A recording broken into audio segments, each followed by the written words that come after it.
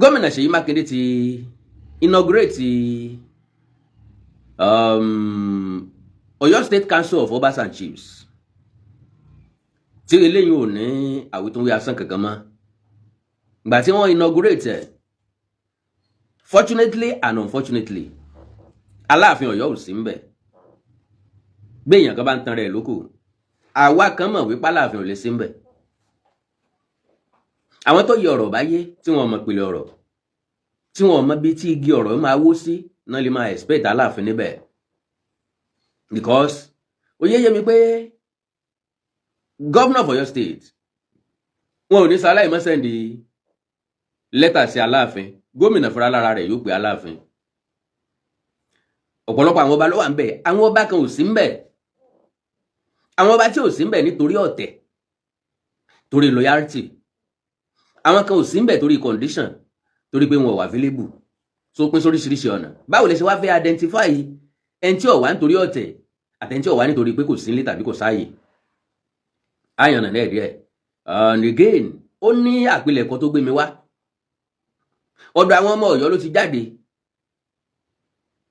Kennedy ò ní wípé wọ́n jẹ́ ó yé wa wípé àwọn ọ̀gbà láti rotate ipò ọba láàrin Aláàfin láàrin Ṣọ̀ún Ògbómọ̀ṣọ́ láàrin Olúbàdàn ṣé gbàgbé mo sọ̀rọ̀ kan lórí àwọn ètò tí mo ṣe kọjá bóyá yín ò tí ì wò ẹ lọ sórí YouTube mi máa wò ń bẹ̀ wípé ariwo tọ́yọ̀ ń pa báwọn làwọn fi Ṣọ̀ún jọba àwọn làwọn fi Olúbàdàn jọba èmi Àkàndọ̀rọ̀ Awikonko ń bọ̀ wá járọ̀ wọn wípé kò lọ́wọ́ Aláàfin ọba Lámídì Adéyẹmí ẹlẹ́ẹ̀kẹta nú rárá in fact ó lọ́wọ́ ní Adésọjí Adérèmí Tádéníkáwò nínú ọlọ́wọ́ wa Òbòkun Ìjẹ̀ṣà nú ọlọ́wọ́ Ọ̀ràngún nínú ju Aláàfin Ọ̀yọ́ tí ń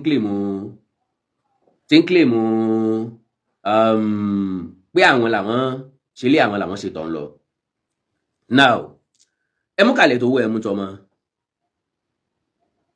tàbí o ṣe Aláàfin tó ń lo adé aládé God bless you Mr. Adéyẹyè Gbénga ó jẹ́ ìyàlẹ́nu fún wa ìdí tó fi jẹ́ ìyàlẹ́nu rèé o wípé mi ò rò pé nǹkan kan pàtàkì wà nínú ta ni ọjà alága àbí ta ni ọjà alága wọn la dojú tradition rú adojú culture délẹ̀ àti bàṣà jẹ́ torí pé culturally traditionally Aláàfin is the most revered king in Yorùbá land ibi tí wọ́n ti ń gbé gbági nìyẹn wọ́n rí fàṣógo àná like we always say empire ti ṣubú development ló kù ayé ICT la wà ayé technology la wà computer age la wà jet age la wà ayé AI la wà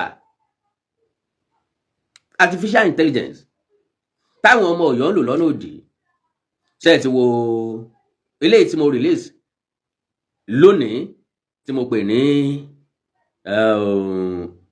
Aláàfin bínú la pè pé Ọ̀yọ́ ń palẹ̀ ogun mọ́ Ọ̀yọ́ àtàláàfin ń palẹ̀ ogun mọ́ òrìṣà má jẹ́ ọ̀tẹ̀ ẹnu mi bóde wọ́n ń palẹ̀ ogun mọ́ òrìṣà má jẹ́ ọ̀tẹ̀ ẹnu mi bóde láì gbàsìkò yín rárá ẹ wá gbọ́ ọ̀rọ̀ tí wọ́n kọ látọ̀yọ́. Okay, ẹjá gbọ́rọ̀ tán sọ látọ̀yọ́. The recent action of the Oyo State government in appointing the Olúbàdàn of Ibadan land as chairman of the Council of Obas and Chiefs in Oyo State is not only deeply troubling, but also a clear distortion of history, tradition, and established royal hierarchy in Yoruba land. Can you just imagine that?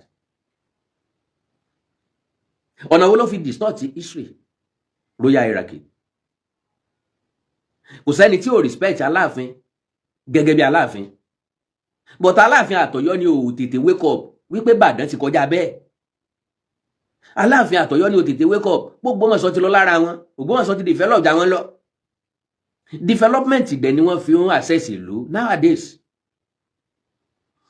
kéèyàn tó gba state kó tó gba capital ìjọba máa kọ́kọ́ wò ó àwọn iléeṣẹ́ ìwò níbẹ̀ lọ́dọ̀ wọn because Ọ̀yọ́ dúró ní ìdúró wípé àwọn ò ní pẹ́ dá dúró tí Ìbàdàn bá ti lọ so tí Ìbàdàn bá ti lọ àwọn náà máa monopolize àwọn ìlú tó kù lábẹ́ àwọn ẹjá béèrè lọ́wọ́ ara wa iléeṣẹ́ ìwò níbẹ̀ lọ́yọ̀ọ́ tíjọba lè sọ wípé òun ó ti gba owó orí tí wọ́n fi máa generate revenue so ó dàbí àlá tí ò tí ì léṣẹ́ because anybody tó bá jẹ governor lọ́yọ̀ọ́ ká ní wọ́n ti now Ìbàdàn ti ń gba Ìbàdàn state ó wá kù Ọ̀yọ́ pẹ̀lú àwọn Òkè Ògùn mọ́ra wọn nǹkan tí Ìbàdàn bá ti lọ yóò kó Ìbàràpá dání ìyẹn certain Ọ̀yọ́ lọ pẹ̀lú Ògbómọ̀ṣọ́ àti Òkè Ògùn tí wọ́n bá pe Ọ̀yọ́ state nísìnyí bóyá kí wọ́n lọ f'Ògbómọ̀ṣọ́ ṣe kí lorúkọ ẹ̀ capital. Now ngbà tọ́yọ́ wá dúró lórí ògo àná yìí ẹ jẹ́ n tẹ̀síwájú pápápá today's gathering where the son of Ògbómọ̀ṣọ́ and the Olúbàdàn of Ìbàdàn land were present raises fundamental questions that cannot be ignored. What questions? Ẹ máa gbọ́ o. Where is the Aláàfin Ọ̀yọ́, the custodian of culture and tradition of Yorùbá race and the fountain of imperial authority in the state? Ṣé wọ́n lọ ti okùn bọ Aláàfin Ọ̀yọ́ lọ́rùn láti wọ wá ní pẹ̀lágídí? Because wọ́n ṣe invite àwọn tó kù náà ṣe invite Aláàfin Ọ̀yọ́. Ọ̀yọ́ ni Ṣọ̀ún Ògbómọ̀ṣọ́ gbà kọjá wá sí Ìbàdàn. No other route than kí Ṣọ̀ún Ògbómọ̀ṣọ́ kọjá lọ́yọ̀ọ́. Ká ní ìfẹ́ ń bẹ ni. Yorùbá ní tí ìfẹ́ bá wà ilé ìsáná gbogbo ọ̀rẹ́. Ká níbi tí ìfẹ́ wà bí Ṣọ̀ún Ògbómọ̀ṣọ́ ti ń bọ̀ láti Ògbómọ̀ṣọ́ òun yóò yà lọ́yọ̀ọ́. Kábíyèsí Aláàfin ẹ̀jájọ kọ́ wọ́rin lọ kárìn kápọ̀ yẹni níbi tí Ọ̀ọ̀ni ti yàtọ̀ sí gbogbo ọba nìyẹn. À ń sí Aláàfin ibi táláàfin ti ń ta yìí tiẹ̀ because ejò ní Aláàfin làwọn Aláàfin máa ń jẹ́ especially látòrí bàbá wa tó lọ Ọláìwọlá Àtàndá lówó lódù bí yèrè. Ejò ni wọ́n máa ń jẹ́ wọ́n máa ń dárìn bí àṣọ ni. Yorùbá sì ni a kì í láhùn ká níyì. Ẹ wí fún òṣónú ilé yìí ẹ wí fún oníkanranú ilé yìí wípé kọ́ mọ́ kanlé àgbà tó bá kanú tó kanlé kò ní rẹ̀yàn bá gbénu ilé ọ̀hún. Problem táwọn Aláàfin máa ń nínú tán fi máa ń envy Ọ̀ọ̀ni. Ọ̀ọ̀ni ọmọ lọ́bì kan yọkọ̀ ọba bíi 10 20 ọba 30 ọba 50 ọba. First day tí Ọ̀ọ̀ni ọba Adéyẹyè ní ìtàn Ògúnwùsì tó fẹ́ lọ rí kí Aláàfin lọ́yọ̀ọ́ ọba tí ń bẹ lẹ́yìn kábíyèsí lé ní 100. Ẹ dúró bó lè yàn ó sì kọ́ 100 èèyàn 100 ọba pẹ̀ládé débì kan tí gbogbo èèyàn ní pay attention sí. Àìlá wọn á níyì adìẹ làwọn Ọ̀ọ̀ni pẹ́pẹ́yẹ làwọn Ọ̀ọ̀ni adìẹ ni wọ́n máa ń lá ọmọ lẹ́yìn rẹpẹtẹ pẹ́pẹ́yẹ ni wọ́n máa ń ti ọmọ tiwọn síwájú wọ́n wà máa dáàbò wọ́n wà máa ra àgàbò bọ̀ lẹ́yìn. Ṣùgbọ́n ṣòro àwọn Aláàfin ni pé wọ́n máa ń kanú. Ẹ wo bàbá wa Lámídì Adéyẹmí ọ̀rọ̀ ń bọ̀ lórí wọn rẹpẹtẹ o ní tí wọ́n dálẹ̀ ní jòun lórí ọ̀rọ̀ ta ni ó sọ lórí ọba ta ni ó sọ lórí ọba nǹkan fẹ́ fún lórí ọba ṣe kò yé èèyàn lóòótọ́ gbogbo èèyàn ní máa ń fẹ́ establish ìlú ẹ̀ kí wọ́n má bàa pín mẹ́bọ fine bó bá wá jẹ́ bẹ́ẹ̀ ni àwọn nǹkan tó bá tọ́ sí yàn ilé yẹn máa ń béèrè fún kọ́yọ̀ ọmọ pẹ̀lú àwọn olórí aládé olórí ọlọ́ba bíi tọ́ Ọ̀ọ̀ni wà insulting Ọ̀ọ̀ni ó jókòó kalẹ̀ Aláàfin wà níbì kan àwọn ẹrú ẹ̀ wọ́n pariwo olórí aládé Ọ̀yọ́ ló nígbó Ọ̀yọ́ ló lóko Ọ̀yọ́ ló nílé Ọ̀yọ́ ló nílẹ̀ Ọ̀yọ́ ló lọ́ṣun Ọ̀yọ́ ló lọ́yọ́ Ọ̀yọ́ ló lóńdó Ọ̀yọ́ ló ní Kaduna Ọ̀yọ́ ló ní Nàìjíríà Ọ̀yọ́ ló ní Áfíríkà Ọ̀yọ́ ló lórí ayé gbogbo. Why insulting? Pápápá wọ́n ní where is the Aláàfin Ọ̀yọ́, the custodian of culture and tradition of the Yorùbá race and the fountain of imperial authority in the state? Every ọba ní fountain of imperial authority in their home, in their domain. Even as at now, Olúbàdàn ti ju Aláàfin Ọ̀yọ́ lọ. Historically true. Ìbàdàn ló fi Aláàfin Àtìbà jẹ lẹ́yìn ìṣubú Ọ̀yọ́ empire. Ìbàdàn Ògbómọ̀ṣọ́ ló dáàbò bá Aláàfin Àtìbà. Ńgbà t'Àtìbà débẹ̀ yẹn, Ògbómọ̀ṣọ́ kó tó dúró ńbẹ̀, wọ́n fi lọ ní Ọ̀ọ̀ni nìkan fi lẹ̀. Àlejò l'Ọ̀yọ́ ní àgọ́ Ọ̀já kí wọ́n tó dọ́gbọ́n gbà àgọ́ Ọ̀já máwọn alágọ̀ lọ́wọ́. Gbogbo eléyìn ìbá ti wá rí gbé, ìbá ti rí gbé. Àbá ti kọ́ ọmọ lùpọ̀ bọ́. Àgùntàn ìran Káàárọ̀ Oòjíire tó kù ọ̀sọ́ pé àwọn ọ̀sọ́mọ ìyá ewúrẹ́ wọn ọ̀sọ́ pé wọn ọ̀sọ́mọ ìyá àgùntàn. Àgùntàn ní pé ìyá tó ń òbí dúdú sì ń bẹ́nu ọmọ àgùntàn. Torí egun ti yí wọnú ẹran ti yí wọnú egun. Omi gbóná ti dàpọ̀ mọ́ tútù. Kò sí ìlú tẹ́ẹ̀ ní bá tracy sí Fúlàní, Ìbàrùbá, Nupe, nkankan láàrin ara wa. Kò sí traces. Ntí ọ̀jà mọ̀ òní wípé generation wa karùn-ún sí ìsìn kò sẹ́ni tó ní mọ́ kò sẹ́ni tó mọ̀ mọ́. Having said that, where is the Olúgbọ́n of Orílẹ̀-Ègbọ́n, one of the oldest and most senior Ọ̀yọ́ noble clans? Ṣé wọ́n lọ wọ́ Olúgbọ́n wá ni? Àbí wọ́n lọ fokùn sí lọ́rùn? torí pé láti ìgbà t'Aláàfin ti dé làwọn ọba kan ti bẹ̀rẹ̀ ọ̀tẹ̀, làwọn ọba kan ti ń rò pọ̀ mọ́ra wọn, wọ́n ti create caucus. Ìpàdé lẹ́yìn ìpàdé ní máa ń bàlú jẹ́ ni, ìpàdé lẹ́yìn ìpàdé ọ̀tẹ̀ ní máa ń dálẹ̀. Ká máa fira wa hàn gẹ́gẹ́ bí olùfẹ́ ẹnìkan tako ẹnìkan, ọ̀tẹ̀ ní máa ń dálẹ̀, because ọ̀rẹ́ ẹni ni, ọ̀tá ẹni ọ̀tá ẹni ni. Olúbàdàn kọjá àrífín, Ṣàngó Ògbómọ̀ṣọ́ ti kọjá àrífín. Ọ̀yọ́ must wake up on time. Now wọ́n wá inaugurate alága ìgbìmọ̀ lọ́balọ́ba lánàá. Sọ ń bẹ́ẹ̀ Olúbàdàn bẹ́ẹ̀, wọ́n ní kó Olúbàdàn bẹ̀rẹ̀ ọdún mélòó, ọdún méjì. Kí náà ni wọ́n sọ ń bẹ̀? Ńgbà ìṣe pé wọ́n kan Aláàfin kó, ńgbà ìṣe pé àwọn ọbọ̀ ọmọ dára wọn kúnlẹ̀ lura wọn. Floor member nísìnyí yóò dá alága lọ́la. Olúbàdàn ti dàgbà, kọ́lọ́run jẹ́ kí bàbá pẹ́ fún wa. Tó bá bẹ̀rẹ̀ látòrí wọn kò sí tó bá dìjù. And again, Ìbàdàn lólú ìlú ìpínlẹ̀ Ọ̀yọ́. Oríṣiríṣi nǹkan ló fall into the hands of, in favour of Olúbàdàn ọba Rashidi Ládọjà.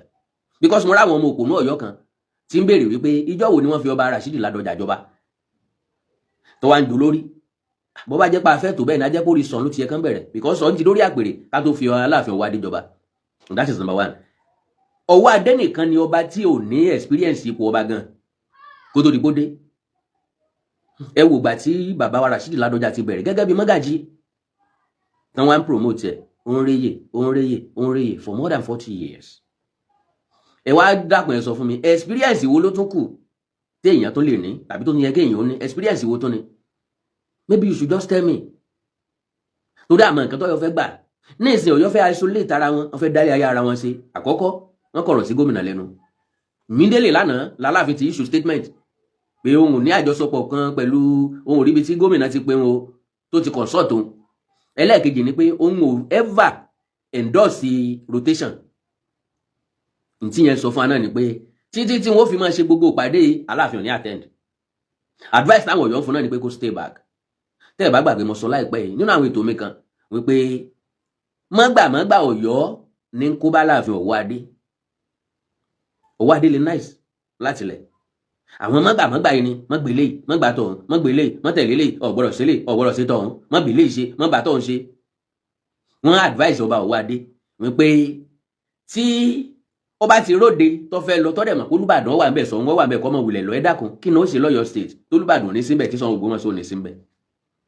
Ìyẹn túmọ̀ sí pé Aláàfin ò ní lè bá wọn péjú níbi ọ̀pọ̀lọpọ̀ tí wọ́n bá ń ṣe nípínlẹ̀ Ọ̀yọ́. Fine, ẹja wá wẹ̀ tí ó dùn. Ìyẹn túmọ̀ sí pé ẹni tí ò sí ń lé lewúrẹ́ rẹ̀ ń bí kan ní tí wọ́n bá ń pín lọ́hùn ní tán bá ń ṣe lọ́hùn àǹfààní tán bá ń jẹ lọ́hùn Aláàfin ò ní rí Ọ̀yọ́ ò ní develop. Ó sì ń bẹ̀ ò ní wọ́n ti pín wọ́n ìpín ogun lélẹ̀ dánmọ́kò. Gbogbo àwọn bá tó rí tán jáde lónìí development náà ń gbìyànjú làwọn náà ń gbìyànjú láti mú wọ̀lú wọn. Alege ìkorúkọ wọn mọ̀ parun ẹ bá gbé sẹ́yìn nísìnyí ọ̀pá orúkọ ẹ̀ ọ̀parun. And go and put it down and put my name behind it. Wípé ká tó rọ́dún kan sí nísìnyí tí Ọ̀yọ́ ọba tètè pa èrò wọn dà t'Aláàfin tètè change attitude ẹ̀ ó máa reduce to the level of baálẹ̀ lásán. Ẹ sọ pé bọ̀bọ̀ kan sọ bẹ́ẹ̀ ń jò ní o ẹ̀ẹ́dẹ̀ kákún because ńgbà tí ò bá ti bá wọn tó kù gbé mọ́ kò ní wá sí Ìbàdàn mọ́ tó bá ti ń ṣe nǹkan nìyẹn. Gómìnà tó fi jọba tó pick ẹ̀ out of others lágbájá wọn fẹ́ mú tàmẹ̀dù wọn fẹ́ mú gómìnà wa mú wá from nowhere. Everybody dey accept ẹ̀ and they congratulate ẹ̀. Gómìnà yẹn náà ló ti sáré kọ̀rọ̀ sí lẹ́nu yìí. Gómìnà yẹn ló ti sọ pé ọ̀rọ̀ rẹ̀ ò múlẹ̀ yìí. Gómìnà yẹn ló ti sọ pé ìgbésẹ̀ tó gbé ọ̀dà. Ìṣòro tọ́yọ̀ ọmọ lélẹ̀ yìí wípé ọ̀rọ̀ rotation ọba yìí ńlọ fàjà láàrin Ládọjà àtàláàfin àná ńlọ sì ṣokùnfà ìyọnípò ọba Rashidi Ládọjà gẹ́gẹ́ bí gómìnà nípínlẹ̀ Ọ̀yọ́ because Aláàfin Ọ̀yọ́ sọ categorically pé àwọn ò làwọn single handedly yọ Ládọjà ní gómìnà. No ẹ má màmá jà kì í sọ̀rọ̀ àríìrí sọ fídíò ń bẹ lọ́wọ́ mi evidence ń fi ṣètò láàyè ọ̀tọ̀ láti analyse àwọn nǹkan kan. Ẹ̀yin náà ti rí àwọn fídíò yẹn ti rí fídíò yẹn káàkiri. Ńgbà tí bàbá wa bí wọ́n ṣe dàgbà tó gẹ́gẹ́ bí ọba aládé tán bá fi gbogbo ẹnu sọ̀rọ̀ níta gbangba bẹ́ẹ̀. President ló ọmọ tó fẹ́ fi yọ mo ní ọmọ tó fi yọ Ládọjà àwòfọ́ ni tó fi yọ. So ti túmọ̀ sí pé n tí bàbá wa àná gbìn lẹ̀ ni Aláàfin ìsìn tẹ̀lé ẹ wá wò ó n tí Táyé ṣe tó mo jẹ Kẹ́hìndé lè ṣe kó bú lọ́wọ́ o n tá láàfin àná mo jẹ ó ṣe kójó orí ọba òwò adé nípasẹ̀ ògbòlé lórí. You understand? Now for me to address him like that kò ń ṣe èsì kì í dẹ̀ ṣe disrespect ẹgbẹ́ lèmi pẹ̀lú ẹ̀. We are of the same age mate. We are of the same age. Oṣù kan péré ló wà láàrin wa. Wọ́n bí ní July, wọ́n bí mi ní August. Àjẹsẹ̀jọ àádọ́ta kọjá ni. So bó bá tí ó bá mọ̀ wípé ewé ń bẹ lára aṣọ là ń bọ̀wọ̀ fún kànkàn ẹ̀. Èèyàn ní ń bẹ lẹ́yìn ọba la fi ń pè lálẹ́ ìbá. Igi ní ń bẹ lẹ́yìn ọgbà ló fi dúró gbangban. Táwa jẹ́ kó ń wúye pé àrífín ti pọ̀ jù. N tó sì kó bọ̀ wá dé ńlá àrífín sọ̀rọ̀ ni. Ìlúkélú kan kì í tọ̀ ni. Okùnkókùn kan kì í tó kàn àgbàlẹ̀. Ẹnikẹ́ni tó bá ti disrespect ọ ni ẹ lọ wò sẹ́yìn gbogbo wọn máa ń gbà kó lórí ni. Wọn ó di gúnugún láwọ àtẹ́ká àkàlà láwọ àtẹ́gbà. Ǹjọ́ gúnugún ti tẹ́ lọ́wọ́ Olódùmarè ní ó ti mọ ti ń tẹ́ káàkiri ayé gbogbo bí ṣe rí nù.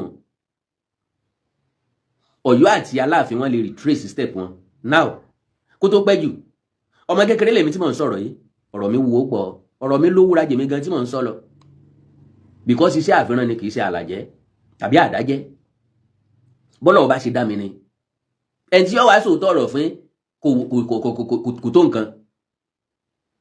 Now ẹgbọ́n nǹkan táwọn Ọ̀yọ́ ṣe o àti lórí ti Olúgbọ́n bàbá Olúgbọ́n wọn ò fira wọn hàn èmi ò rí wọn gẹ́gẹ́ bí ẹni tó tẹ̀ lọ́ọ̀ ni wọn dẹ̀ nífẹ̀ẹ́ Ọọ̀ni with due respect to him wọ́n jọba kan tí mo fẹ́ràn being radical.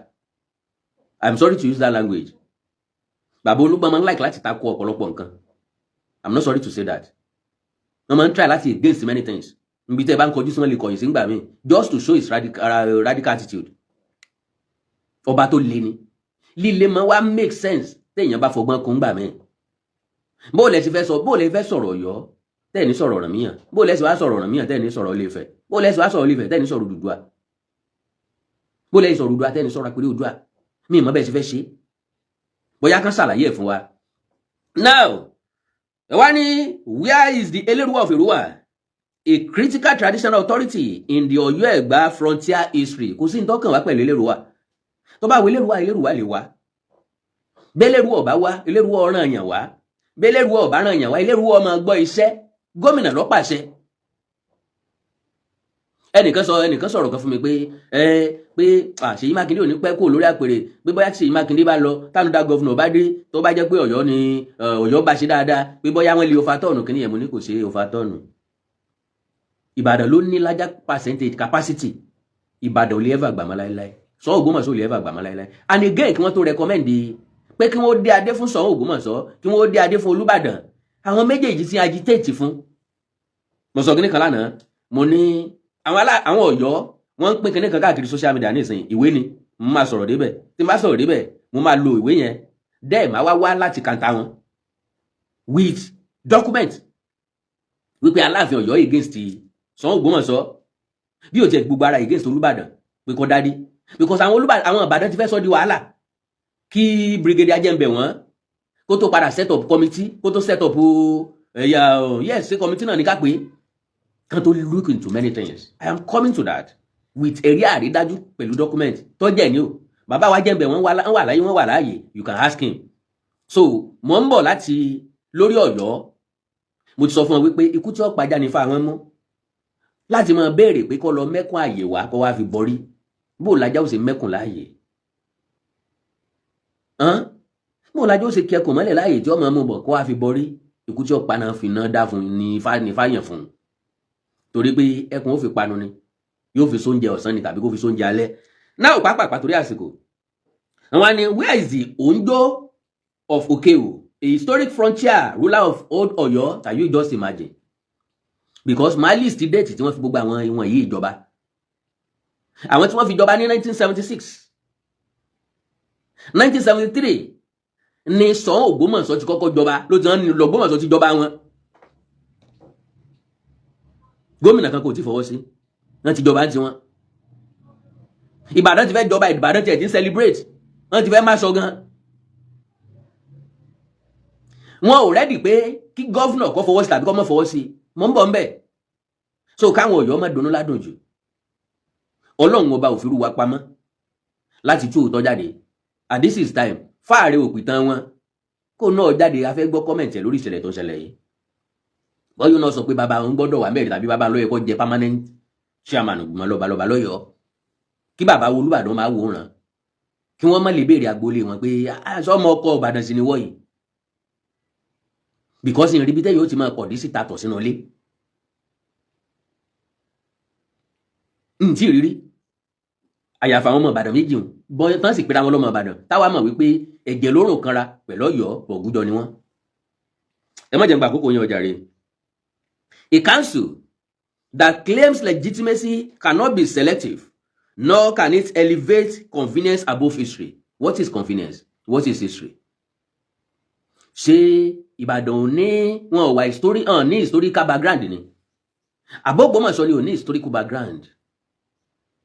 Wọ́n ní àníyàbẹ̀ ní ìsìn ni tó bá tásìkò táyàbẹ̀ àyàbẹ̀ nfẹ́ fi lé gbà yín lásìkò ni mo fẹ́ kó jẹ́ kókó tí mo bá wá gangan ni mo wá sọ kí wá ní convenience. Ìbàdàn tí ì tó lọ bàbí ṣé ká dá wọn padà sí baálẹ̀ ká gbapò ọba kó lọ bàbá Olúbàdàn ká sọ wọn di baálẹ̀ padà ṣé n tọ́yọ̀ fẹ́ nù ṣé ló máa múná Ọ̀yọ́ dùn ń wọ́n dà ibà ń sọ fún bàbá mi ó bá Adéwọ̀lú Ládọjà wípé wọ́n ìsọ bàbá yìí ó baálẹ̀ ni wọ́n inú Ọ̀yọ́ ti dùn báwọn. Rotational chairmanship or regional exclusion Ọ̀yọ́ máa create something out of nothing láti prove controversy wọn láti impose superiority wọn on others because in tí Ọ̀yọ́ máa ń fẹ́ láyé níbi tí wọ́n ti lè mú ọ̀sìn níbi tó ti lè mọ sákúbẹ́kúbẹ́ tẹ̀lé wọn wọn fẹ́ kán jọ dọ́gba ńbẹ̀ lọ nídẹ̀ ti dì my feet òní àná jẹgbẹ̀nẹ̀ bí àti àkún òsúnmọ́lẹ̀ súnmọ́ ẹni òkúnmọ́ ló sòkúnmọ́ látà His Imperial Majesty Ọba Okùn Adé Síjú Adé Olúbùṣe II ló dẹ̀ wọlé Ifẹ̀ nínú Ilé Ifẹ̀ gangan ó dẹ̀ fọ̀pọ̀lọpọ̀ èèyàn jọba ẹ wá wò ó kí kábíyè Ọọ̀ni ò tiẹ̀ wá ń tún lọ síbì kan mọ́ that same time tí wọ́n approve Bidecram fún Olúbàdàn àti Ṣọ̀ún náà approve ẹ̀fà Pẹ̀tùmọ́dù with recommendation of Ọọ̀ni Adésọjí Adérẹ̀mí ẹ mọ̀ wípé Adérẹ̀mí kọ́ Adérẹ̀mí ni láti connect kìíní yẹn because instead tí Ilé Ifẹ̀ ó fi sọ wípé ó wù mí wá lórí mi Adéwùmí ni ìbàjẹ́ ṣùgbọ́n Adérẹ̀mí ni ẹ jẹ́ ká mọ̀ correct ẹ lọ́wọ́ ẹ̀ God bless you. Now what is now presented as a rotational chairmanship appears in practice to be restricted to Ibadan and Ògbómọ̀ṣọ́ alone. No, wọ́n restricted Ògbómọ̀ṣọ́ alone àti Ìbàdàn. Àfi t'Aláàfin ò bá wọn participate ńbẹ̀. Àwọn mẹ́tẹ̀ẹ̀ta ni wọ́n restricted sórí wọn. Aláàfin lọ sá sẹ́yìn. Ìbẹ̀rù inferiority complex ló ṣe fà á. Kò dẹ̀ yẹ kó rí bẹ́ẹ̀ nílẹ̀ Káàárọ̀ Oòjíire. Ó yẹ ká kọ́ ọmọlúpọ̀bọ́ ni. Ayé ti kú láyé ìgbà náà, ayé ti dáyé mi. Okay? Ògbómọ̀ṣọ́ alone, including their satellite towns and former baale in their jurisdiction, this is unacceptable. Oyo State is not owned by two cities, and its royal heritage did not begin in 19th century war settlements. Long before Ibadan rose as a military camp, Oyo had kings, crowns, and the constitutional order that commanded respect across Yoruba land.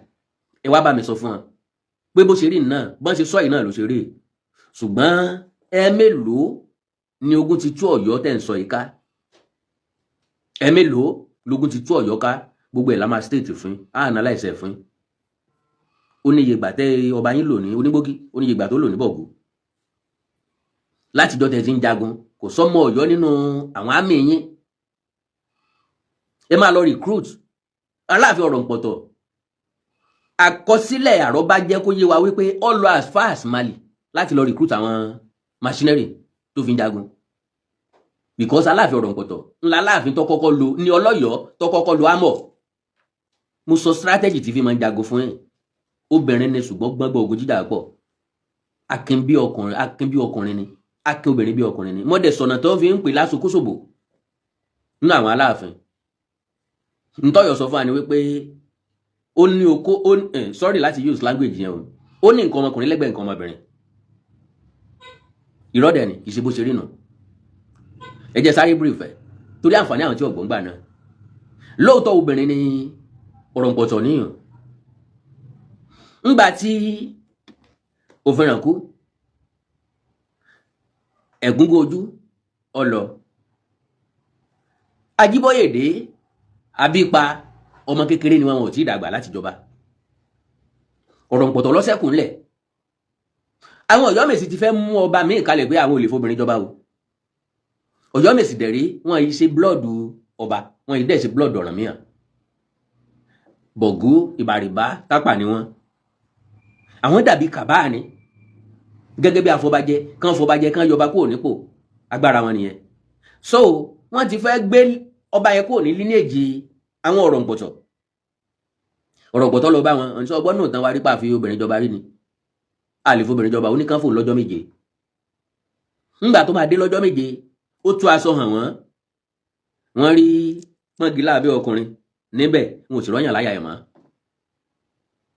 kí náà ṣe wọ́n ṣe kábíyèsí o wọ́n dẹ̀ fi jọba ìṣèmídélé náà yẹn náà fi jọba o wọ́n dẹ̀ sọ pé àwọn fi jọba báwo wá ni ọgbọ́n àwò lọ́ dá sí because káláyé sọ́jírì ni a sọ pé àwọn ti bá rẹ́ kan kúrò ní wọ́n ti bá implant mí síbẹ̀ ni no tó bá jẹ́ sọ́jírì ní gan kò ní fast kí sáyé sọ́jírì tó bá jẹ́ pé oògùn la fẹ́ sọ pé Aláàfin Ọ̀rọ̀ǹpọ̀tọ̀ lò sọ fẹ́ lóògùn jà wọn Ọ̀yọ́mèsì afọbajẹ lọ ni olóògùn ni wọn ògbóni lọ́pọ̀ nù wọn so in tí àrọ́bà tán jẹ́ kó yé wa ni wípé èèyàn kan ń bẹ láàrin ìlú tọjọ tọrọ tó àtọ̀rọ̀ǹpọ̀tọ̀ jọra wọn ọkùnrin lòun ọjọ́ keje yẹn ọkùnrin yẹn ni wọ́n present bí kan lọ bá àwọn Ọ̀yọ́mèsì lálẹ́ kí ọkùnrin ó wá rorò àwọn ọkùnrin rorò wọn wo bùbá nìsín wọn wọṣọ obìnrin tí ìbá ṣe rúgbọ̀nlẹ̀ máa kóbìnrin ni wọ́n tán bá heart tán ṣe skit so ó dẹ̀ díwájú wọn ó dẹ̀ ṣe aṣọ báyìí wọ́n dẹ̀ rí kábíyèsí wọn lè síjú sókè mọ́ ọgbọ́n tán lónìí nígbà tán dẹ̀ jọba Ọ̀rọ̀ǹpọ̀tọ̀ tó jóbìnrin lọ́jọba ó jọba àṣọbìnrin ni kí ló dé tí ìrísí ẹ̀ nígbà tó yọjú sí wọn tí ò rí mẹ́yìn bẹ́ẹ̀ ṣe bó ti dọkùnrin kí ló dé tí ọ̀dọ́kùnrin kó máa rúùlù bẹ́ẹ̀ ibẹ̀ yẹn kọ́ là ń lọ now one history must not be rewritten by administrative governance. The Olúbàdàn of Ìbàdàn is a respected paramount ruler within his domain. So kí wá ní Aláàfin Ọ̀yọ́? Is it a paramount ruler outside his domain? So Olúbàdàn ṣé Aláàfin Ọ̀yọ́ fẹ́ lọ pàṣẹ ní Ògbómọ̀ṣọ́ ni? Ṣé yóò lọ pàṣẹ lórúwà? Yóò lọ pàṣẹ ní Ṣakí? Yóò lọ pàṣẹ ní Ṣẹ̀yìn? Domain kálukú ni kálukú jọba sí. Ọ̀ọ̀ni tí Ilé-Ifẹ̀ kò struggle láti impose rẹ̀ gẹ́gẹ́ bí olórí aládé gbogbo ìlú káàkiri ilẹ̀ Káàárọ̀ Oòjíire ló trace background wọn origin wọn padà sí Ilé-Ifẹ̀ wọ́n respect Ọ̀ọ̀ni tí Ilé-Ifẹ̀ unconditionally gẹ́gẹ́ bí bàbá gẹ́gẹ́ bí ẹni tó di àpèrè Oòduà mú wọ́n rí Ilé-Ifẹ̀ gẹ́gẹ́ bí àmú wọn igi tó so ẹ̀ka táwọn ti tàn káàkiri tó ta gbòǹgbò táwọn ti tàn káàkiri kì í ṣe by force. So now ẹ wá ní okay, respect does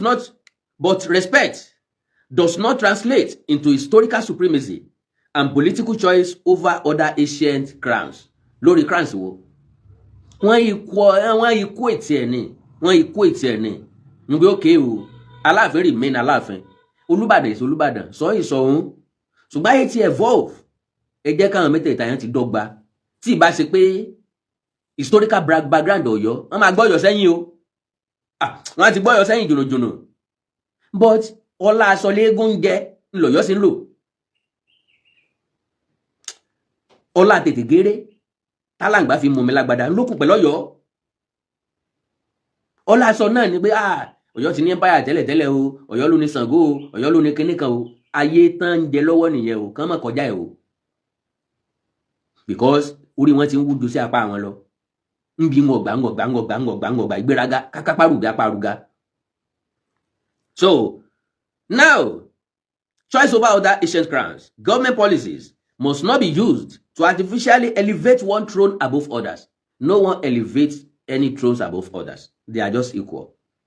And nígbà tí wọ́n sọ̀rọ̀ lè gbìmọ̀ ṣòfin àwọn ọmọ yín bẹ́ẹ̀ bó tiẹ̀ jẹ́ pé wọ́n lòdì sí nígbà náà àwọn ọmọ yín méjèèjì dẹ̀ bínú jáde nílé ìgbìmọ̀ aṣòfin ó wà lákọọ́lẹ̀ pé ńgbà tí inú Ọ̀yọ́ ọba ti dùn sí nǹkan àwọn ọmọ Ọ̀yọ́ máa ń bínú jáde ń pàdé ìgbìmọ̀ ni.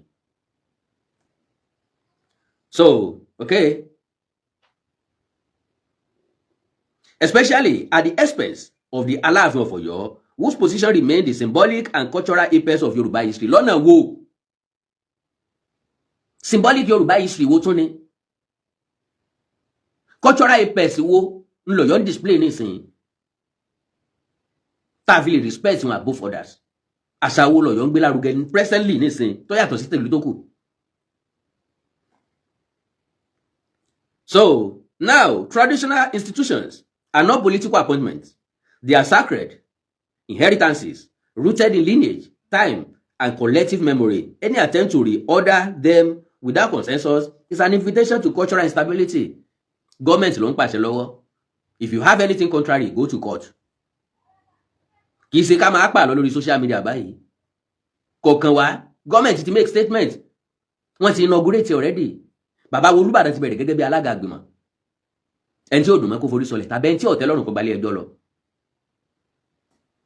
A call níbi tán ti ń kọjá yìí wọn lélẹ̀ o. Okay, an attempt to reorder them without consensus is an invitation to cultural instability. Cultural instability láàrin Ọ̀yọ́ nìkan ni. Agbájé lówó bàbá ẹ̀ lóògùn àǹfààní mọ̀lẹ́bí wọn nìkan ni. Kọ̀ọ̀kanlú tó kù. Kọ̀ọ̀kanlú tó kù. Now, a call for correction and balance. Wọ́n fẹ́ kí Ṣèyí Mákindé ó. Wọ́n máa fún Ṣèyí Mákindé 48 hours nísìn. Wọ́n máa fún 48 hours. Aláàfin máa issue 48 hours fún Ṣèyí Mákindé.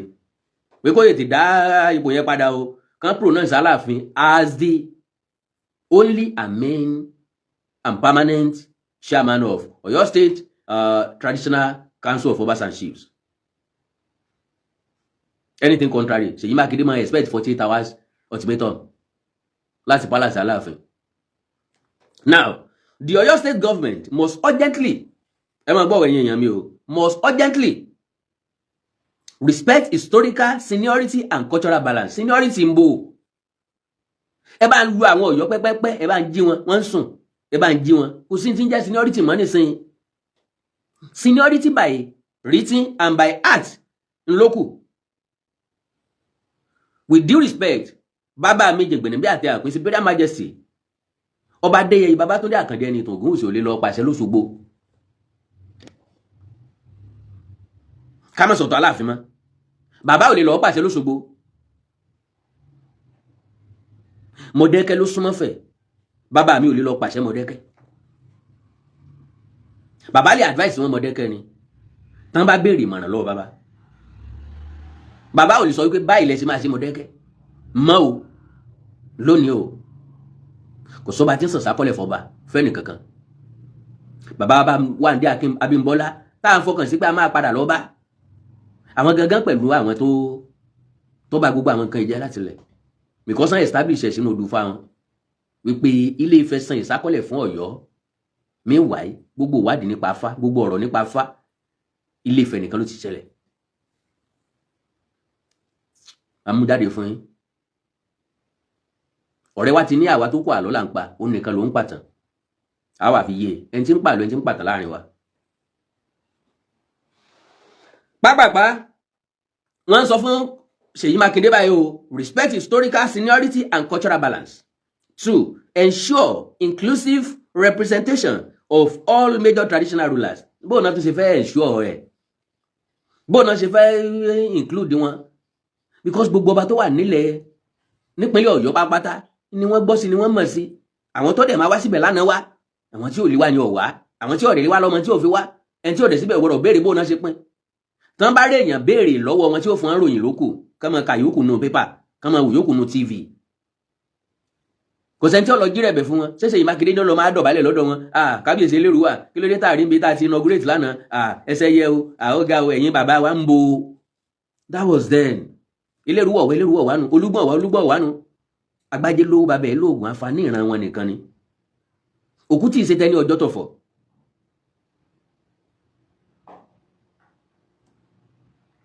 Now, avoid policies that defy royal institutions. No, Ọ̀yọ́ nìkan ni kẹ́ ẹ yọra yín sọ́tọ̀. Gbogbo àwọn tó kù unite.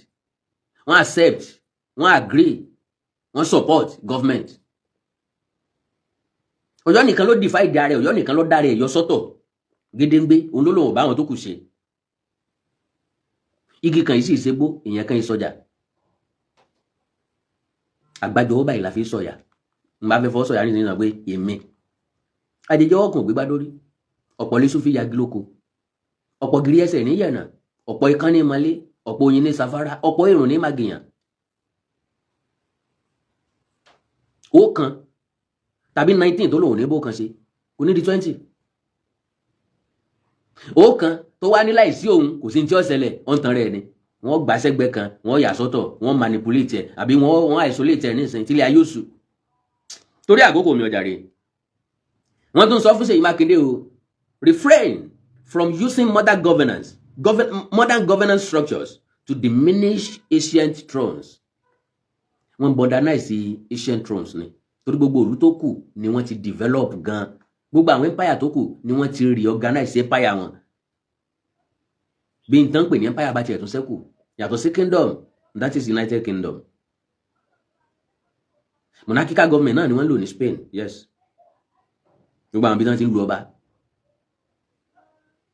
so as elders say and I quote egbìnrin ọ̀tẹ̀ bá a ṣe ń pàkan nìkan rú 1,000 lies cannot overwhelm one truth history and tradition will always stand no matter how they are ignored. Tó bá jẹ́ mi lọ́yọ́ kò yẹ kí wọ́n sọ nǹkan kan mọ́. Now ọ̀rẹ́ mi Ọ̀wàlà náà sọ̀rọ̀ n bá ní kí n sọ nínú fọ́nrán eléyìí ààyè ó ti pọ̀ jù kò ní nítumọ̀ ẹ jẹ́ kí n fáwọn ọmọ Ọ̀yọ́ kí wọ́n máa jẹ ilé iná ẹ má gbàgbé o nǹkan ẹyọkan ni mo fẹ́ kẹ́ forúkọ mi sí ò ní wípé if care is not taken tí Ọ̀yọ́ ò bá retrace step wọn tí Aláàfin ò bá jókòó pẹ̀lú àwọn Ọ̀yọ́ mèsì pé ẹ wá o ọkọ̀ tá à ń wá oko ẹ̀tẹ́ là ń wà lọ o gbogbo àwọn èèyàn ti ń dẹ́yẹ sí wa o àwa nìkan lá máa nìkan sáyé o ẹjá bá àwọn èèyàn yìí ṣe o ẹjá gbàgbé àná ká lè rẹ́nìkan àbá ṣeré wọn ò Aláàfin ò ní yàtọ̀ sí baálẹ̀ ìlú mọ́ ẹ̀kọ́ lẹ̀kẹ́kọ́ orúkọ mi sí in 10 years to time tán bá sì tẹ̀síwájú pẹ̀lú bọ́n ṣe ń lọ yóò ó máa expose Aláàfin máa expose sí ridicule àrífín ẹ̀gbin ìwọ̀sí tòdí ẹsẹ̀ ń pé láti jáde fún yóò dìnira ẹ bá èmi sọ fún bẹ́ẹ̀ ẹ dẹ̀ bá ń sọ fáwọn Ọ̀yọ́ bẹ́ẹ̀ ń pé ogun tí wọ́n bẹ̀rẹ̀ yìí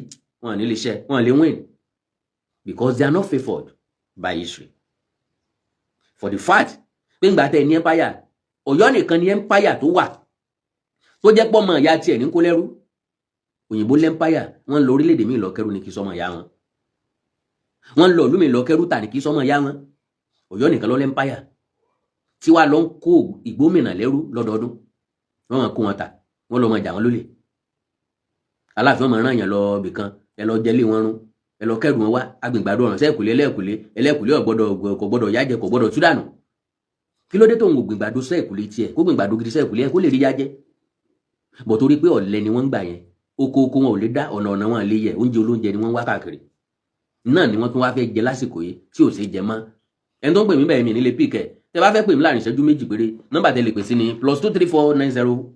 +2349141479599 +2349141479599 nọ́mbà tẹ lè pè mí sínú ọmọ yìí máa lọ bí sọ̀rọ̀ wọ́n jà dọ̀dọ̀ náà lọ́kùn lè báyìí ṣẹ́dẹ̀ so nọ́mbà tẹ́lẹ̀ pè mí sí nìyẹn +2349141479599 tọ́lọ̀ wá fẹ́ mú ọ kẹ́nìkan kan mọ́ pé tán wá ti pè ó ṣe program tó fẹ́ ṣe Ọlọ́run mọ̀ you go do am o so nọ́mbà tẹ́lẹ̀ pè mí sínú unfortunately ẹ̀yin èèyàn mi tẹ́ wà lórí YouTube ẹ ra sticker fún mi mi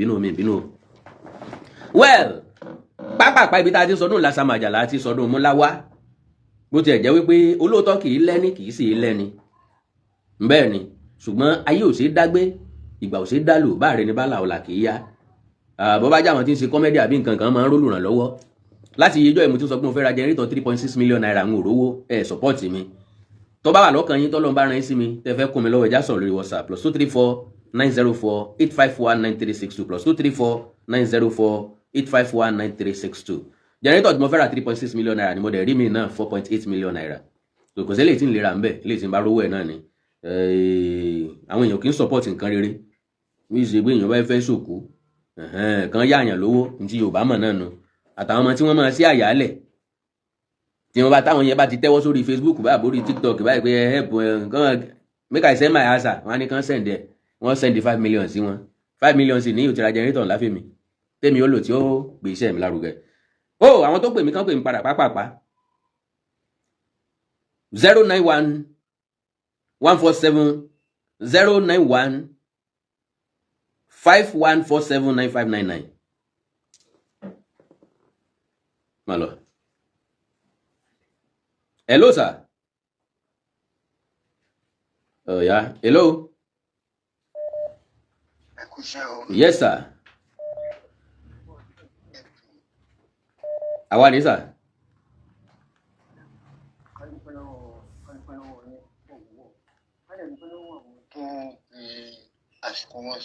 Bẹ́ẹ̀ni.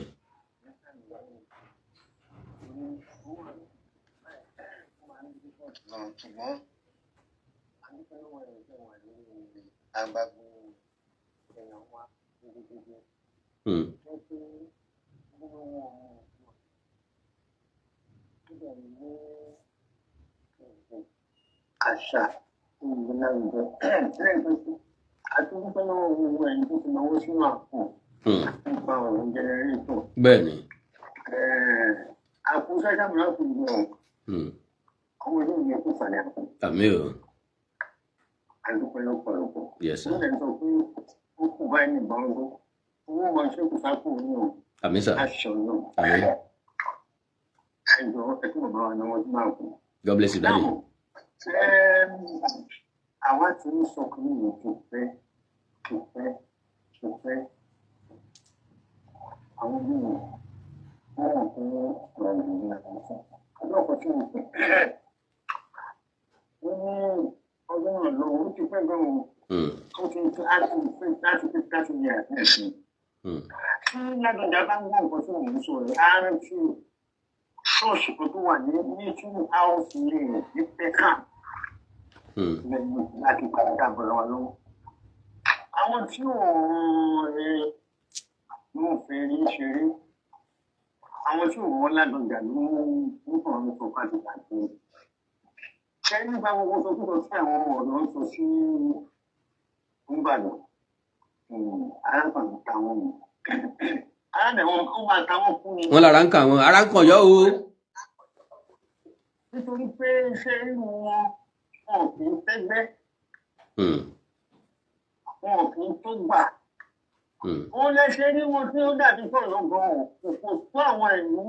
Ó fò orúkọ lérí orúkọ àti gbọ́ orúkọ lérí bí èdè. Orúkọ lérí bí ààrà. A ti bẹ̀yìn o. Abẹ̀yìn àgbààgbà tó wà bẹ́ẹ̀ ṣùgbọ́n ẹni bí ọ̀rọ̀ burúkú ti ń jábọ́ sí ẹ̀yìn àgbààgbà tó wà lónìí lára báyìí. Wọ́n ní àgbà tó wà lọ́jà ìpínlẹ̀ ọmọ tuntun wọn. Ó dàbí pé orí ẹ̀yìn àgbà yẹn gan ti wọ́. Ó ti wọ́ ti pẹ́. Wọ́n tó ti pẹ́ dé stéèjì yẹn. Nítorí pé ẹ̀yin ilẹ̀ ń fún àwọn ọmọ kéékèèké. Adélé olórí burúkú wà là òṣìṣẹ́ nu bíi láńláńú ẹ̀kú tẹ̀ ṣe báyìí. Ọ̀rẹ́ mi ni. Kì í ṣe ilé ìta Amẹ́ríkà o. Ok. Ìjọba báyìí òun náà ló máa ń sọ̀tàn. Ó wà láwọn sẹ́nu báyìí àbí bíi pé ó bá kìnìún jà. He fight lion. Listen, you see, all this kind of àwọn àgbààgbà tó wà lóyè ó dàbí pé àwọn ló lẹ̀ bí gbogbo nǹkan tó ń ṣẹlẹ̀ yìí. But a rí pé àgbà òfò máa ní wọn. Àgbà tí ò tó lé, wọn ò tó lé mọ́. Torí tó bá pé position tí Ládọjà wà ṣé 2 years máa ń sọmọdé ọdún ni. Pàápàá. Orí ọ̀fẹ́ ńlá ni. Kódà, àwọ̀ ẹ̀sẹ̀ mọ́ bẹ́ẹ̀ lọ ni. Ọgbọ́n eléyìí tó wà láwọn wàhálà tó wà lẹ́gbẹ̀ẹ́ wa bí tó ń sọ pé tó ń kàtìkàtì. Ṣé oníládọjà ò lè fi òun bí lágbọ̀n? Tó ó wọ àwọn ọmọ Ládọjà gẹ́gẹ́. Ẹ kí lọ́jọ́ orí tiẹ̀ gangan kò yé mi. Ṣẹ́rí tó gbọ̀n ní Ládọjà. Bẹ́ẹ̀ni. Ó ju àwọn àdínà. Ọmọ kẹta tí mo sọ yẹn o. Bẹ́ẹ̀ni. Tó gbọ̀n ní Ládọjà. Ó ju àwọn àdínà. Ìyẹn sátìn. Tó wá na ọwọ́ bí ọwọ́ òsì bẹ́ẹ̀ tó ń ná sí èèyàn tiwa. owó bí owó ìjàpá. All right, daddy. God bless you, daddy. Yes, sir. Yes, sir. Oh, Mr. Okoli. Túndé ṣe lè rí mi pé padà. Kí n gba kọ́ọ̀lù yín kí n sẹnu gbọ́lá fún. 09151479599. 09151479599. Nọ́mbà tẹ́ máa pè sínú kọ́ọ̀lù ẹyọ kan náà ní kí n gbà padà kí n máa lọlé. Bóyá Mr. Túndé dẹ̀ ti bísí padà. Tẹ́ bá ti bísí, then later ń gbà yẹn. Pàápàá. Okay.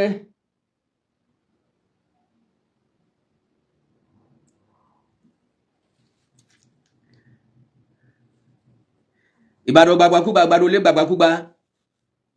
Oh, my brother, I like my son to read history in school. You are too much, brother. I respected you, sir. God bless you, sir. God bless you, sir. I mean, you sir. Ìjímèrè bàbá ọ̀bọ. Ó yá, Mr. Túndé Okoli pápá péjọ. Hello, sir. Bàbá wo. Yes, sir. Àwọn ìkókó tiwa nìkan. Yes, bàbá. Ìpadàbọ̀ bàbá wọn ní Ọ̀yọ́, ìpadàbọ̀ Ọ̀rànmíyàn ni o. Mo fẹ́ change ẹ̀ kò sí change. Mo rí Ọ̀rànmíyàn mo jọ. Ìpadàbọ̀ Ọ̀rànmíyàn. Nàdórí ọgbẹ́ yìí kankan lọ yọ. Wàláì. Kò sọ́yọ́ mọ́ náà. Ẹ̀wọ̀n gbà pé mi ni. Dáwọn ọmọ bọ̀gbọ́ àwọn ìbàrìbá tó wà ní Ọ̀yọ́ sí. Sangbalé wa. Àwọn ìbàrìbá bolẹ̀ káwọn ìbàrìbá kú Yorùbá. Nínú bẹ̀rẹ̀ àwọn tápà àbọ̀gún ní pé tó kúra wọn ọjọ́ sí Ọ̀yọ́ sí dáwọn ẹni kìíní ni. Àwọn akọ́ ìmí gan lọ yọ o. Gbogbo àwọn ọmọ Ọ̀yọ́, gbogbo àwọn tá a pè lọ́mọ Ọ̀yọ́ tó bẹ́ tó sọ̀sọ̀kúsọ lórí íńtánẹ̀tì tó bá lọ wò wọ́n gidi lọ wò tá bá lọ kò sínú wọn tó jọ ọmọ Ọ̀yọ́ gidi. Ọlọ́run. Àwọn ọmọ Ọ̀yọ́ gidi tó jẹ́ Ọ̀yọ́ gidi bí irú àwọn Ajàmbàdàn. Ìlú tó padà jáde wọ́n mọ̀ náà. Kò bá wọn ṣe kò sí bí ọmọ ẹ̀jẹ̀ Yorùbá yẹn wà lára ọ̀tún. Tó o ti gbúròpó ti pé ọdún àrùn àtọ̀dọ̀ fẹ́. Ẹ wá kí ni mò ń ṣe. Ẹni ẹlẹ́ni tó dẹ̀ ní kàríà láti build. Ọmọ máa wá dàgbàdàgbà ju grandfather ẹ̀ lọ. Pàtí gbogbo kí ni ìbẹ̀rẹ̀ mo sọ mo ní lò. The best thing láti tètè treat àwọn Ọ̀yọ́ ni mi ò ní bẹ́ẹ̀ mi ṣe wáyé. Irú ọ̀rọ̀ wa dé sí mi wọn lọ mi lè bí mo ọ̀rọ̀ wa dé. Ṣé rí bàbá tó gbéṣẹ́ tó lọ yẹn? That drug payment. It's the genesis òun ní gangan ní problem. Bẹ́ẹ̀ni. Bàbá yẹn gbogbo wàhálà tó dálẹ̀ ní òfurufú lẹ́yìn. Honestly, ọ̀dẹ̀lẹ́ kò lẹ̀. Akó di ìlú jọ, á dẹ̀ kó wọn lójú tó kò sí pẹ̀gẹ́dẹ́, àwọn agbẹ́ máa fún sẹ́nu máa. Wọ́n máa pàtàn fún wọn. Nítorí ìtàn wo ló pa wá ní ewu yá máa parọ́ fún wọn. Ìkòsítàn ló ń kọ ọmọ tó pa náà, irú ìtàn wo nìyẹn? Àwọn yẹn ò ṣètàn. Tó kálẹ̀ ní kókó wọn jọ pàtàn fún ìṣẹ́bí ìbàdà. Máa kó wọn jọ máa parọ́ fún máa sọ. Ìtàn tá fi ń bìlí tún lè fẹ̀. Ẹ̀dọ́ nǹkan tí àwọn òyìnbó sọ, ṣé òyìnbó ló máa wá sọ fún àwa ní ilẹ̀ Yorùbá? Níbí èèyàn tó jẹ́ olórí ọba wa. Does it make sense? Kò make sense o. Òyìnbó tí wọ́n tẹ̀ sọ lọ Lugard was a 20-year-old boy nígbà tó fi wà Nàìjíríà gbọdọ̀ tó fi gbogbo pàtí àwọn ọba yẹn sáyìn kínní pẹ̀lú treaty it was 2021 so ọmọ 20-21 years old ló báyìí ṣe tó dẹ̀ represent àwọn tó British ní Nàìjíríà wọ́n ní Nàìjíríà báyẹn bíi property ni. And treaty tó nǹkan pè ní treaty ìbádòwò kò lásán ni business treaty ni. Ìbádòwò kò lásán ni gbogbo treaty ẹ̀dẹ̀mọ́ ní gbogbo treaty tí most of them lẹ̀ kọ́kọ́ sáyìn. Kò ṣe British kan náà sáyìn pẹ̀lú. Ọjà tẹ bá fẹ́ ta o àwa lè máa ta fún o. African company. So merchandise ní Nàìjíríà báyẹn. Táwọn òyìnbó ọmọ ìṣẹ́ wọn ìjókòó kẹ́ tiẹ̀ wo ara yín kẹ́ òkè báwo la ṣe fẹ́ tẹ̀síwájú. God bless you Mr. God bless you baba sir.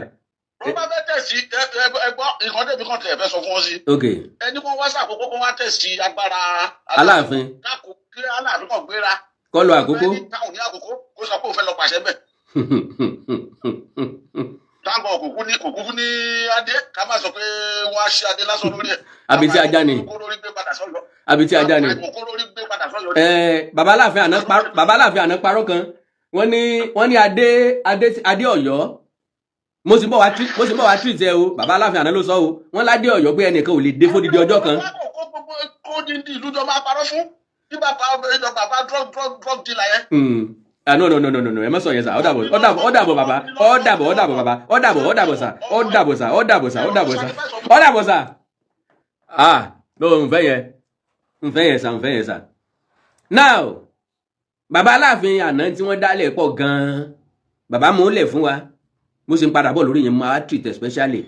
Wọ́n ní adé Ọ̀yọ́ pé kò sí ọba náà tó lè dé fún odidi ọjọ́ kan. Ọrùn máa wọ̀ kí wàá lóde tẹ̀yìn náà wàá ṣe adé tọrùn fi máa wọ̀ yìí because to the best of my understanding adé nílẹ̀ Káàárọ̀ Oòjíire làwọn bá ń dé sórí wáyé tẹ̀yìn ọ̀wá sí adé tí ó sì wọ́n orí yín tó jẹ́lẹ̀ tí ọmọ wọ̀ yìí lọ́rùn lè wá lọ create lẹ́ lúwèé sí táàmù yín lé lórí wọ́n nítorí ẹ̀ ní o làwọn fi ń dé lábàǹkádà o àbètí ajá ń gbogbo ìgbà ìrọ́sàlá àpamẹ́ ìbùsùn jẹ́ because ọmọ pé historically adé Ọ̀yọ́ ti sọnù sójú ogun and instead Tájíbóyèdé ó fi ránṣẹ́ sí Ọláọ̀sà tí ó fi ránṣẹ́ sáwọn ọmọ Ọláọ̀sà pé kán fadé ránṣẹ́ sóhun yóò ti ra sọ pé ẹ bá ń wá síndẹ mádé o kán sin adé kán síndẹ mádé fún mi o kán sadé fún mi o oríṣiríṣi adé bọ̀ tí ń gbà tó jẹ́ pé láyé ìgbà náà kò sọ́ba tí single-handedly lọ sí adé ìṣẹ̀ǹbáyé wọn máa ń dé ni wọ́n ṣe máa ń láṣẹ lẹ́nu ńgbà náà adé tí ọba tó gbéṣẹ̀ lò làwọn náà máa ń lò unfortunately ayé ló yí padà ní ìsìlẹ̀ pé à ń radé lórí igbá láyé ìgbà náà ọba nìkan wọ́n ń sadé fún ràlẹ́ráyè adé tán bá lò làwọn onítíátà máa ń lò ṣùgbọ́n nísìnyí àwọn onítíátà gan ládé jà àwọn ọba lọ authentic adé tó wọ́n jà àwọn ọba lọ ńgbà míì wọ́n pàdé ọba míì lóde ó béèrè pé sọ́ba náà lélẹ̀ ọba ìlú wo ọ̀gá òṣè dandan lè yẹn fi jọba ní àkókò ìjòyè ọ̀sán ju mo joyè ẹnu mi ò kálù lọ eléyìí tí wọ́n ń ṣe lọ́yọ̀ọ́ yìí ó máa lẹ́yìn yóò máa lẹ́yìn ọ̀rọ̀ yìí yóò máa lẹ́yìn ìyànjàǹtí ele. Okay, it was Professor Baba Wande deceiving this Aláàfin. I listened to his Ifá casting for him in his hand go conquer Yorùbá. Yorùbá ò náà fẹ́ conquer bọ́yọ̀ bá dìde ogun ní ìsìn Ọ̀yọ́ tàn pátápátá mo gbọ́tọ̀ ọmọ kan sọ wípé àbí ká sígun síbàdàn ni mo wò wípé ìwọ tó ń sọ̀rọ̀ tó jẹ́ pé bọ́yálẹ̀ Haúsá lọ wà yóò kó wà lábàwọn tí ń bẹ ńlé Ọ̀yọ́ sígun síbàdàn níbo ni wọ́n ti ṣí níbo ni wọ́n fi ṣe bùdó ogun nígbà tí bọ́yọ̀ fẹ́ parẹ́ kúrò lórí ilẹ̀. Hello. ẹ rìn jìnnà síbi hello sir ẹ káàánú sir. ẹ rọra ẹ ká sàn. Yes sir. èmi ni mo fẹ́ di mẹ́sẹ̀gì yẹn sí. ìgbà tí Aláàfin tó jẹ oyè yẹn mọ̀ pé gbogbo Yorùbá ń dunnú inú wa ń dùn. Bẹ́ẹ̀ni. ṣe rí bàbá wa dé Akíntóyè àbí bàbá wa dé Abímbọ́lá yẹn. Bẹ́ẹ̀ni. àwọn lọ́ọ̀fà yẹn fún jọkọ̀ èmi ọmọ onífà lèmi náà nífà. mo fi fà búra bàbá yẹn kí fà yẹn fún jọ ẹ pé kíní kan kàkàkà wà kàkà wọn ò pé irúfà ọlọ́nkì yìí wọn ni apá aka Yorùbá ibẹ̀ ni mo ti lost respect fún bàbá yẹn pé apá aka Yorùbá kẹ̀ ṣé ogun là ń jà ní. kò yé mi o. wọn kì í fà yẹn nígbà tó lọ dúpẹ́ nílé ìjùbà wọn kì í fà yẹn fún jọ yẹn wọn kì í fà yẹn fún kíní kan kàkàkà ìgbà tó máa láti tọrọ ẹ báyìí apá aka Yorùbá lọ sọ ìjọ yẹn mo lost respect fún báyìí pé apá aka Yorùbá kẹ̀ yóò ká Ọ̀yọ́ náà Yorùbá tápàrí ọkà ṣé bàbá yẹn máa wà láyé bẹ́ẹ̀ yẹn á jẹ́ máa misbehave sáwọn àgbàlagbà bẹ́ẹ̀ bàbá yẹn wà láyé wọ́n á jẹ́ máa bẹ́ ọ̀jẹ̀ nílé ìgbé ọ̀jẹ̀ tí báwọn náà bu wọ́n gbódù tí àwọn náà ṣe oògùn fún. no àwọn náà dífà ẹ̀ gan bàbá ló dífà ẹ̀. ẹ mọ̀ kó ń bójú àwọn náà jẹ ni. wọn ò rí bẹ́ẹ̀ o ntọ́yọ̀ fẹ́ l'Aláàfin ṣe o ntọ́yọ̀ fẹ́ l'Aláàfin ṣe. God bless you baba. ẹ ṣe gan sa. mi ní wáyé tí o. ntí Ọ̀yọ́ ń fẹ́ l'Aláàfin ṣe maybe ọ̀ntì tí kálukú wa bá tó gbà bẹ́ẹ̀ ntọ́yọ̀ ń fẹ́ iṣẹ́ Ọ̀yọ́ l'Aláàfin jẹ́ so iṣẹ́ dé tòrútòrú sí ni iṣẹ́ tí fún yàn ní sinmi ni. Hello sir. Hello sir. Yes sir. Ẹ pé tó sir. Yes sir. ẹ ṣeun nǹkan tí ó ń ṣẹlẹ̀ ní Ọ̀yọ́ yẹn nǹkan tó dáa ni tó ń ṣẹlẹ̀ lọ́yọ́ state sir. All right, sir. Àwọn Kwara wọ́n ti kó sí Ọ̀yọ́ ti wà lọ́ndà Ìlọrin rí nínú ìtàn. Yà tó tọ́ ni. Ṣùgbọ́n sì ni tí Ọ̀yọ́ àtìbà tá a wà yìí àwọn Ògbómẹ̀ṣọ́ ló nílẹ̀ àti Ìbàdàn àwọn ná fún wọn nílẹ̀ àwọn ìlú méjèèjì yẹn ó jù wọ́n lọ. Bẹ́ẹ̀ni. So as to this bí Ọ̀yọ́ Aláàfin bá wà lọ́ndà Ìbàdàn ó yẹ kí inú wọn máa dùn ni ju pé kó jẹ́ ọ̀ndà Ìlọrin náà máa wà ó yẹ kí inú wọn máa dùn ni.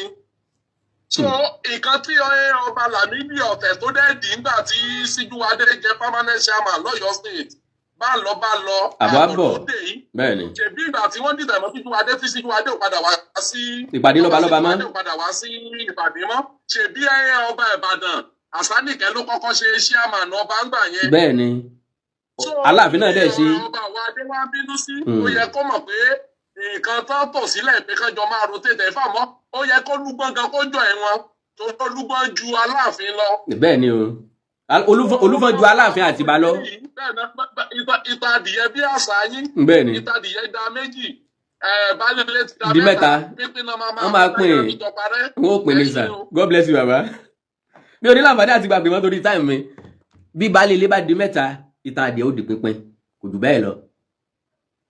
ọ̀nà tí òfin ní di pínpín òun náà ní kẹ́ ẹ tún padì ẹ̀mí bó lẹ́sìn wá padì ẹ̀mí náà ní kẹ́ ẹ kírètì ìpínlẹ̀ míì láti ìpínlẹ̀ Ọ̀yọ́. And as far as I'm concerned ẹ̀mí àbàtà ló mọ́dọ̀ sàn ẹ̀mí Ìbàdàn lọ́yọ́ fi ń mí. bẹ́ẹ̀ bá ń gba location lónìí tí wọ́n bá pín nǹkan níjọ ní ìpínlẹ̀ Ọ̀yọ́ tẹ́yìn tó tọ́ sáláàfin ẹ̀mí Ìbàdàn lẹ́ fi ń mí o. àǹfààní kankan ò sí lọ́yọ́ tí ìpínlẹ̀ Ọ̀yọ́ fẹ́ jẹ èmi Àkàndá ọ̀rọ̀ Awíkonko sọ with authority torí pé mo yí gbogbo Ọ̀yọ́ ká n ò rí nǹkan àlùmọ́nì ń bẹ n ò rí iléeṣẹ́ ń bẹ n ò rí ibi tí tẹ bá gba state nísìnyí n ò rí ibi tẹ ti fẹ́ generate owó ẹ̀yin Ọ̀yọ́ gangan lè sọ bẹ́ẹ̀ sí fún mi tẹ bá dẹ̀ ní ẹ̀ sọ lójú kọ́mẹ̀ntì mi kí gbogbo ọgbọ́ nkí ni tẹ́ ẹ ní nǹkan àmúsọ̀rọ̀ yín lọ́yọ̀ọ́ Aláàfin tẹ̀yàn lè tẹ̀bàtì sí pákí tẹ̀ǹtà pákí fùfú kí ló ní èédú àgbàdo lọ́jọ́ ilé ìkàrà lọ́jọ́ aláàkà ilé ìkàrà aláàkà. So what else kí wàá la jẹ́ kwárò ní ọwálé kó ní kò yóò sinmi ogun lílọ sí kílétà fìfẹ́ bára wa lò ìfẹ́ dòjọ́ta lọ káwọn ọba ọmọ kọ́mọ lùpọ̀ bọ́ kálàfẹ́ fọwọ́ kọ́ Olúbàdàn lọ́rùn kí wọ́n fa Ṣọ̀ún Ògbómọ̀ṣọ́ lọ́wọ́ kélèrúwà ò súnmọ́ wọn kí káwọn àti Ọ̀kẹ́rẹ́ Ṣakí kí wọ́n jọ máa ròde kí ni ó dùn tó bẹ́ẹ̀. ẹja gbàgbé Ògùn Àná anybody tí bá ti ń tẹ̀bà lórí Ògùn Àná kì í ga gbogbo ẹnikẹ́ni tí bá ti ń sọ pé èmi tó jẹ́ pé ńgbà kan mo máa ń ṣe báyìí ó ń tọ́wọ́ ní kó lójú kan. irú wa báyìí tá a máa ń gbàgbọ́ pé ìrékọjá ti bálẹ̀ tó sú ní tó ti lọ ká fi akin lọ fákin lọ kákínbọ̀ jákínbọ̀ ká dẹ̀ tẹ̀síwájú ìgbésí ayé wa. láyé àtijọ́ wọn máa ń sọ pé bọ́mọdé bá ṣubú yóò wò wájú bàgbàlagbà bá ṣubú yóò wẹ̀yìn wò àgbàlagbà tó ṣubú tí ń wẹ̀yìn wò kò ní nǹkan mú wájú ni because ibi tó ti ń wẹ̀yìn ọ̀pọ̀lọpọ̀ yẹn ti kọjá lára rẹ̀. That is just a philosophy of life. You don't need to look back, go front. Lóòótọ́ ni wípé àtúnrọ̀ ọjọ́ iwájú ó ń bẹ nínú tó ti rí kọjá nítorí lè rí mú pick ní kí ni àwọn nǹkan táwọn àgbà kan ti ṣe kọjá tí yóò wúlò fún ọ láti ṣòdiwọ̀n ìgbésí ayé ẹ lọ́jọ́ iwájú kì í ṣe mistake tí wọ́n gangan ṣe. èèyàn gbọ́dọ̀ kẹ́kọ̀ọ́ nu mistake rẹ o àṣìṣe aláṣìṣe la fi kẹ́kọ̀ọ́ tó bá ti ń fàyè ṣe tiẹ̀ gangan kẹ́kọ̀ọ́ kì í sọ̀jọ̀gbọ́n. Anybody tó bá dẹ̀ ti dúró ní dúró pé mo gbọ́n tán mo mà tán ó ń tọ́ ọ̀ jẹ́ nǹkan kan ọ̀rá wa báyìí akẹ́kọ̀ọ́ bí àwa mọ̀ bí àwa papọ̀ àwa sọ̀rọ̀ lòdì. ẹ̀ ń gbọ́n tọ́ lẹ́nìkan ọ̀gbọ́n mọ́ olórí àwọn òmùgọ̀ ni. Thank you for watching. If you're new to this channel, consider subscribing so you won't miss out any of our latest video. My name is Aki Anabi. I'm a video director and TV producer of Akomolowe on African Magic. Keep watching Drive TV. olólùfẹ́ Drive TV àti gbogbo ẹ̀yin tí Fẹ́mi Sola ẹ máa wo Drive TV. Keep watching Drive TV. My name is Wole Agba. Taking this time out to tell you all that you keep watching Drive TV. What drive ẹ̀wọ̀n ní ògo ẹ̀? What drive ẹ̀wọ̀n fulfilment? What drive ẹ̀wọ̀n bí tó bá lọ? Ó ní iṣẹ́ rìn. Ibi ni kò máa wò Drive TV. Thank you. Chloe. Drive TV, driving you around the world.